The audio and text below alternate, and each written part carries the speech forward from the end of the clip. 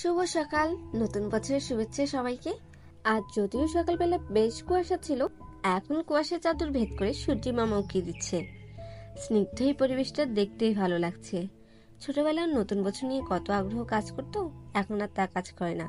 নতুন বছরে একটা সুন্দর জিনিস আপনাদের দেখায়, আসুন। এই যে আমার গোলাপ গাছ, মাশাল্লাহ ফুল দেখেছেন, সুন্দর না?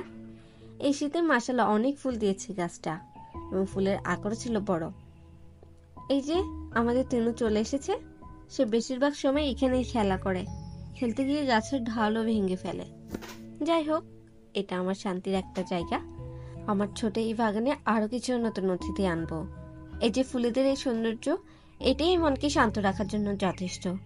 ফুলের উপর যখন প্রজাপতি এসে বসে, দেখতে কি যে ভালো লাগে। দিনের বেশিরভাগ সময় এখানে কাটানো হয় আমার। আর কিছু ফুলের গাছ রয়েছে, ওইগুলো আরেকদিন দেখাবো। আমার ইচ্ছে আছে বাগানটাকে আরেকটু বড় করার। যাই হোক, নতুন বছর আসুক সবার জীবনের প্রাপ্তি নিয়ে। সবাই ভালো থাকবেন। আল্লাহ হাফিজ।